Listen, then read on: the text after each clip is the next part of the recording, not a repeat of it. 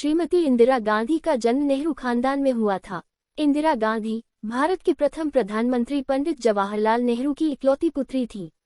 आज इंदिरा गांधी को सिर्फ इस कारण नहीं जाना जाता कि वह पंडित जवाहरलाल नेहरू की बेटी थी, बल्कि इंदिरा गांधी अपनी प्रतिभा और राजनीतिक दृढ़ता के लिए विश्व राजनीति के इतिहास में जानी जाती है और इंदिरा गांधी को लौह महिला के नाम से संबोधित किया जाता है। ये भारत की प्रथम महिला प्रधानमंत्री थी। इनका जन्म 19 नवंबर 1917 को इलाहाबाद, उत्तर प्रदेश के आनंद भवन में एक संपन्न परिवार में हुआ था। इनका पूरा नाम है इंदिरा प्रियदर्शनी गांधी। इनके पिता का नाम जवाहरलाल नेहरू और दादा का नाम मोतीलाल नेहरू था। पिता एवं दादा दोनों वकालत के पेशे से संबंधित थे और देश की स्वाधीनता में इनका प्रबल योगदान था।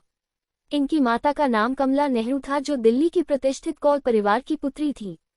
इंदिरा जी का जन्म ऐसे परिवार में हुआ था जो आर्थिक एवं बौद्धिक दोनों दृष्टि से काफी संपन्न था, अतः इन्हें आनंद भवन के रूप में महलनुमा आवास प्राप्त हुआ। इंदिरा जी का नाम इनके दादा पंडित मोतीलाल नेहरू ने रखा था। ये संस्कृतनिष्ठ शब्द है जिसका आशय है कांति, लक्ष्मी एवं शोभा। इनके दादाजी को लगता था कि पौत्री के रूप में उन्हें मां लक्ष्मी और दुर्गा की प्राप्ति हुई है। पंडित नेहरू ने अत्यंत प्रिय देखने के कारण अपनी पुत्री को प्रियदर्शिनी के नाम से संबोधित किया जाता था। चूंकि जवाहरलाल नेहरू और कमला नेहरू स्वयं बेहद सुंदर तथा आकर्षक व्यक्तित्व के मालिक थे, इस कारण सुंदरता के मामले में ये गुणसूत्र उन्हें अपने माता पिता से प्राप्त हुए थे। इन्हें एक घरेलू नाम भी मिला जो इंदिरा का संक्षिप्त रूप इंदु था। इंदिरा जी को बचपन में माता पिता का ज्यादा साथ नसीब नहीं हो पाया। पंडित नेहरू देश की स्वाधीनता को लेकर राजनीतिक क्रियाओं में व्यस्त रहते थे और माता कमला नेहरू का स्वास्थ्य उस समय काफी खराब था। दादा मोतीलाल नेहरू से इंदिरा जी को काफी स्नेह और प्यार दुलार प्राप्त हुआ था। इंदिरा जी की परवरिश नौकर चाकरों द्वारा ही संपन्न हुई थी। घर में इंदिरा जी इकलौती पुत्री थी, इस कारण इन्हें बहन और भाई का भी कोई साथ प्राप्त नहीं हुआ। एकांत समय में वह अपने गुड्डे गुड़ियों के साथ खेला करती थी। घर पर शिक्षा का जो प्रबंध था उसे पर्याप्त नहीं कहा जा सकता था, लेकिन अंग्रेजी भाषा पर उन्होंने अच्छा अधिकार प्राप्त कर लिया था। इंदिरा जी को जन्म के कुछ वर्षों बाद भी शिक्षा का अनुकूल माहौल नहीं उपलब्ध हो पाया था। 5 वर्ष की अवस्था हो जाने तक बालिका इंदिरा ने विद्यालय का मुख नहीं देखा था। पिता जवाहरलाल नेहरू देश की आज़ादी के आंदोलन में व्यस्त थे और माता कमला नेहरू उस समय बीमार रहती थी। घर का वातावरण भी पढ़ाई के अनुकूल नहीं था। कांग्रेस के कार्यकर्ताओं का रात दिन आनंद भवन में आना जाना लगा रहता था। तथापि पंडित नेहरू ने पुत्री की शिक्षा के लिए घर पर ही शिक्षकों का इंतजाम कर दिया था। बालिका इंदु को आनंद भवन में ही शिक्षकों द्वारा पढ़ाया जाता था। पंडित जवाहरलाल नेहरू शिक्षा का महत्व काफी अच्छी तरह समझते थे। यही कारण है कि उन्होंने पुत्री इंदिरा की प्राथमिक शिक्षा का प्रबंध घर पर ही कर दिया था। लेकिन अंग्रेजी के अतिरिक्त अन्य विषयों में बालिका इंदिरा कोई विशेष दक्षता नहीं प्राप्त कर सकी। तब इंदिरा को शांति निकेतन स्कूल में पढ़ने का अवसर प्राप्त हुआ। उसके बाद उन्होंने बैडमिंटन स्कूल तथा ऑक्सफोर्ड यूनिवर्सिटी में अध्ययन किया, लेकिन इंदिरा ने पढ़ाई में कोई विशेष प्रवीणता नहीं दिखाई। वो औसत दर्जे की छात्रा रही। पंडित जवाहरलाल नेहरू 14 नवंबर 1889 द 27th ऑफ May 1964 भारतीय स्वतंत्रता संग्राम के महान सेनानी एवं स्वतंत्र भारत के प्रथम प्रधानमंत्री 1947-1964 थे। द 27th ऑफ May 1964 को जब पंडित नेहरू की मृत्यु हुई तब पहले की भांति कांग्रेस पार्टी पर उनकी पकड़ मजबूत नहीं रह गई थी। पार्टी में उनकी साख भी कमजोर हुई थी। चीन युद्ध में भारत की पराजय के कारण पंडित नेहरू की लोकप्रियता कम हुई थी और लकवे के कारण भी उन्हें शारीरिक रूप से अक्षम मान लिया गया था। लेकिन देशहित में किए गए उनके अभूतपूर्व कार्यों की आभा ने पंडित नेहरू को प्रधानमंत्री बनाए रखा। जिस प्रकार कृष्ण मेनन को चीन से पराजय के बाद रक्षा मंत्री के पद से हटने के लिए विवश किया गया था, वैसा ही पंडित नेहरू के साथ भी किया जा सकता था। लेकिन यह पंडित नेहरू का आभामंडल था कि पार्टी ने उस पर निष्ठा भाव बनाए रखा, परंतु पार्टी पर उनकी पकड़ पहले जैसी मजबूत नहीं रह गई थी। इंदिरा गांधी ने भी इस परिवर्तन को लक्ष्य कर लिया था। पंडित नेहरू के बाद लाल बहादुर शास्त्री प्रधानमंत्री बनाए गए। उन्होंने कांग्रेस संगठन में इंदिरा जी के साथ मिलकर कार्य किया था। शास्त्री जी ने उन्हें सूचना एवं प्रसारण मंत्रालय सौंपा। अपने इस नए दायित्व का निर्वहन भी इंदिरा जी ने कुशलता के साथ किया। यह जमाना आकाशवाणी का था और दूरदर्शन उस समय भारत में नहीं आया था। इंदिरा गांधी ने आकाशवाणी के कार्यक्रमों में फेरबदल करते हुए उसे मनोरंजन बनाया तथा उसमें गुणात्मक अभिवृद्धि की। 1965 में जब भारत पाकिस्तान युद्ध हुआ तो आकाशवाणी का नेटवर्क इतना मुखर था कि समस्त भारत उसकी आवाज के कारण एकजुट हो गया। इस युद्ध के दौरान आकाशवाणी का ऐसा उपयोग हुआ कि लोग राष्ट्रीयता की भावना से ओतप्रोत हो उठे। भारत की जनता ने ये प्रदर्शित किया कि संकट के समय वे सब एकजुट हैं और राष्ट्र के लिए तन मन धन अर्पण करने को तैयार हैं। राष्ट्रभक्ति का ऐसा जज्बा स्वतंत्रता संग्राम के दौरान भी देखने को नहीं प्राप्त हुआ था। इंदिरा गांधी ने युद्ध के समय सीमाओं पर जवानों के बीच रहते हुए उनके मनोबल को भी ऊंचा उठाया, जबकि इसमें उनकी जिंदगी को भारी खतरा था। कश्मीर के युद्धग्रस्त क्षेत्रों में जाकर जिस प्रकार उन्होंने भारतीय सैनिकों का मनोबल ऊंचा किया, उससे यह जाहिर हो गया कि उनमें नेतृत्व के वही गुण हैं जो पंडित नेहरू में थे।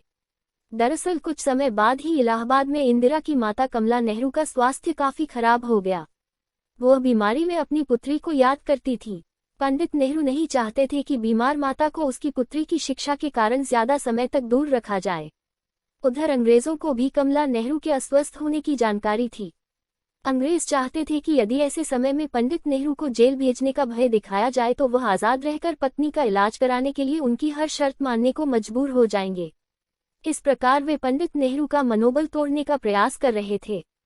पंडित नेहरू जब अंग्रेजों की शर्तों के अनुसार चलने को तैयार न हुए तो उन्हें गिरफ्तार करके जेल में डाल दिया गया।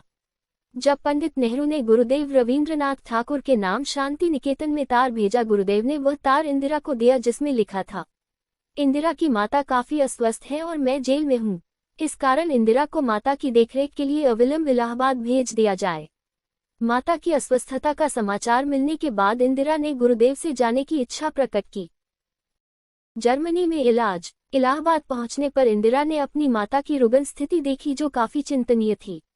भारत में उस समय यक्ष्मा का माकूल इलाज नहीं था। उनका स्वास्थ्य तेजी से बिगड़ता जा रहा था। यह 1935 का समय था। तब डॉक्टर मदन अटल के साथ इंदिरा जी अपनी माता को चिकित्सा हेतु जर्मनी के लिए प्रस्थान कर गईं। पंडित नेहरू उस समय जेल में थे। 4 माह बाद जब पंडित नेहरू जेल से रिहा हुए तो वह भी जर्मनी पहुंच गए। जर्मनी में कुछ समय तक कमला नेहरू का स्वास्थ्य ठीक रहा, लेकिन यक्ष्मा ने फिर जोर पकड़ लिया। इस समय तक विश्व में कहीं भी यक्ष्मा का इलाज नहीं था। हाँ, यह अवश्य था कि पहाड़ी स्थानों पर बने सेनेटोरियम में रखकर मरीजों की जिंदगी को कुछ समय के लिए बढ़ा दिया जाता था, लेकिन ये कमला नेहरू के रोग की प्रारंभिक स्थिति नहीं थी।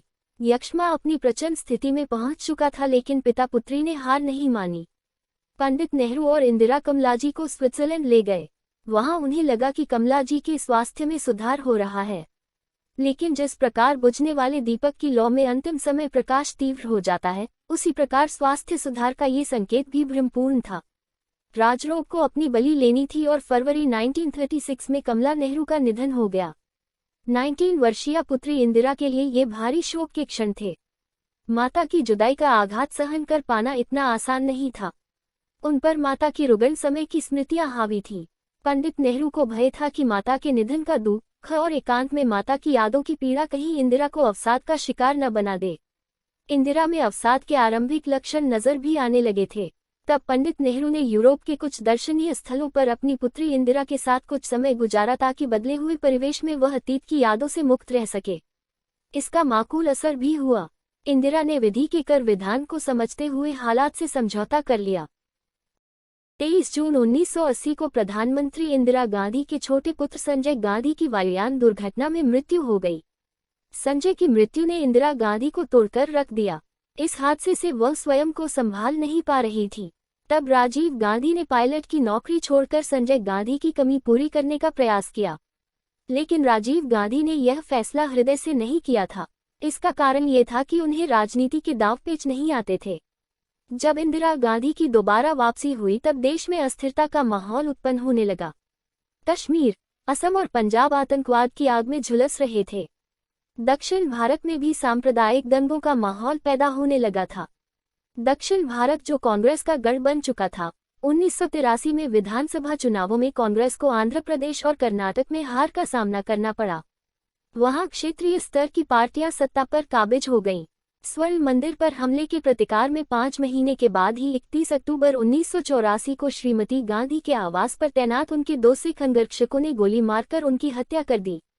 आप लोग इंदिरा गांधी के बारे में क्या राय रखते हो, मुझे कमेंट बॉक्स में जरूर बताएगा। वीडियो अच्छा लगे लाइक करें, शेयर करें और सब्सक्राइब करें।